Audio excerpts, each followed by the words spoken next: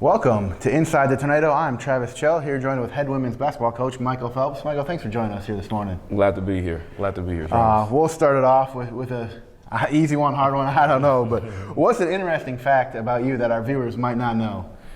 Oh wow, my middle name is Ananias, and actually it came from the Bible. There's 3 different types of Ananias in the Bible, and my mother chose that name. Then at the same time, all 3 of my sons, 2 of my sons and my name, our middle names are MAP. So we got MAP 1, which is me, MAP 2, which is my oldest son Marcus, then we got MAP 3, which is my son Michael II. So that's an interesting fact that all my sons, we all 3 have all the same initials, and the initials came from my oldest son. His middle name is Alexander.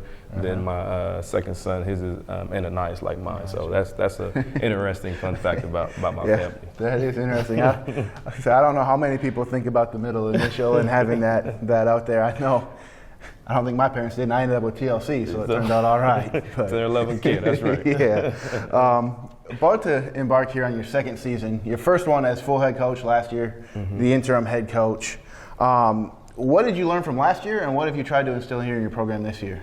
I learned from last year that the game is it's the same on the women and the men's side. That for me, I wanted to instill something that I felt like coming from the men's side that I can just translate over to the women's side, which was the speed of the game. I thought it was going to be a little bit quicker.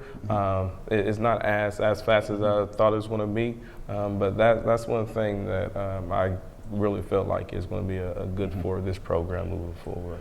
Yeah, that's one thing last year. If for fans that watched it, it was a much faster pace, pressing and scored a handful of more points. Yeah. Lost some seniors last year. Yes. A lot of new faces this year, and you added a little more size down low. Yes. What's something that you're excited to see from your team here this season?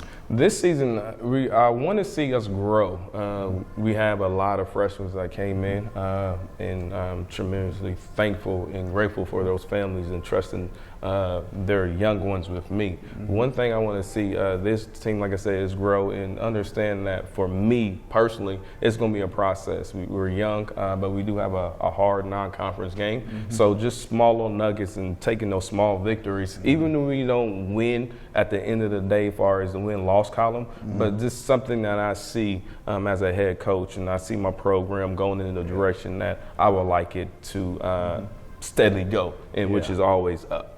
Yeah, and there seems to be a lot of young talent, freshmen, sophomore, juniors, and just a couple of seniors here this year. So it's kind of you got that foundation built. Yes, sir. What are the expectations then for the team this year? What are you looking to see here? This year, I want my team the same as last year, play hard. I think this last season we was known for pressing and playing hard. Even when we got down by double digits, we seemed always to fight back and fight back. So that's one thing I want to make sure that this program is known for, and we continue doing.